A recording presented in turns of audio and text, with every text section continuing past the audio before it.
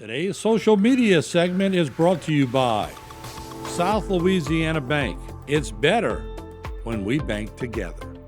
Waits and Downer, attorneys at law. Terrebonne Ford, built Ford tough. Alford and Associates for all of your insurance needs. CIS, Cardiovascular Institute of the South, the highest quality cardiovascular care available. Barker Honda, the Barker family tradition of quality. Terrebonne General Health Systems, modern technology and timeless caring. Rouse's, you're either local or you're not. Buick, the craft of modern luxury. St. Martin and Bork, know your rights.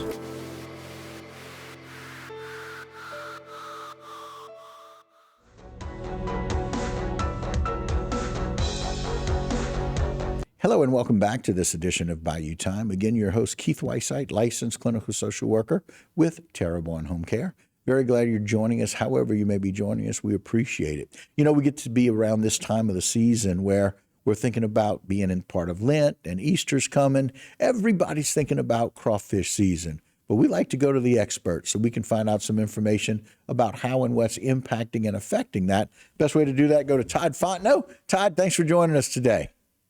You're welcome. All right. Appreciate it. Of course, Todd with the LSU Ag Center. And Todd is a crawfish agent. And for those people that don't know, tell us a little bit about your role with the Ag Center as a crawfish agent. Right. As a crawfish extension agent, as with all of our extension agents, we work with producers in all aspects of their production, in this case with crawfish, and in everything from stocking to seeding, management of ponds, their oxygen levels, every or any aspect that can help these producers with their production. We'll try to work with them. We also try to relay some research that has been done over the years to help our producers produce more crawfish. Yeah, and again, people are always trying to reach you. They call in to tell you that crawfish is going to keep getting bigger and brighter as the season goes on. But I know y'all work kind of specifically with the rice farmers. Is that correct? In the rice ponds. And that's a rather unique aspect. We have people that do it in different ways, but that's something that they work on kind of all year round, right? They got to produce the rice first and flood in those, and then they empty out the water. Tell us a little bit about that process. Right. So, it is a whole complex cropping system. It is a multiple crop, which we have rice and crawfish basically growing at part of the season together. But yes, as with most of the acres in the rice crawfish pond rotation, these ponds are fished every other year, basically. So some are fished every year, or in some fields are planted in rice every year, but most are planted in rice every other year. Therefore, the crawfish production will be also every other year. So that requires stocking in the spring, starting about April and May. The producers will stock or seed their rice fields once the rice crop is well established and growing and has a full irrigation flood. So therefore, after that, they'll manage both the rice and the crawfish together. Then the rice fields are drained for harvest. And then in the fall, usually beginning of October, once we have our first cool spell, that's when the ponds will start being reflooded for production. And then production throughout the winter and into the early spring. And then the process starts all over. So it's a continuous process, as you mentioned. Right. And it's very interesting because I think very often people, they like to speculate about, how things are going with the crawfish season and the drought. Can you tell us how the drought this summer may have impacted what's happening with the harvest this year? Right. Well, we do believe that the excessive heat and drought has definitely affected our crawfish production. Crawfish, when the rice fields are drained for harvest, these crawfish will burrow into the levees, into the perimeters of the field, where whatever it may be. Sometimes it's roads, sometimes it's large levees, whatever it may be. And those areas, we feel this past season with the excessive heat and drought, those burrows were extremely dry. Those burrows may have dried out in some situations if the soil actually cracked.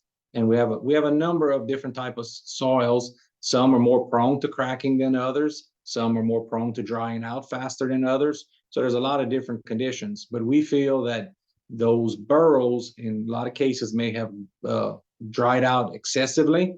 Also, those crawfish have to burrow back out once the floods are added back to the crawfish ponds. And in those levees, we feel that that water did not penetrate all the way to soften up those plugs that the crawfish create as they burrow down. And it was not until December, and in some cases January, that we did receive heavy rains or sufficient rains to soften up those levees and soften up those burrows and those plugs to where the crawfish could emerge. The problem with the late emergence is the longer the crawfish remain in the burrow, there's more chance of mortality. And those female crawfish also have their young still attached to them. Those eggs begin hatching, and the female will eat her young if she is getting to the point where she needs a nourishment. And we feel that in many cases, if there was not already mortality of the female, there may have been also mortality of the young that she may have eaten, therefore reducing the population that may have emerged. Yeah, and so it's a very interesting process. And again, well, those of us that grow up down here, we see those crawfish holes and, we see those mounds. And that's a much better understanding and explanation about why those are there. And very often we see them sometimes dry, but most of the time they're rather moist. You see them in kind of wet, damp areas, and there's moisture around there. And so that gives a better explanation about why.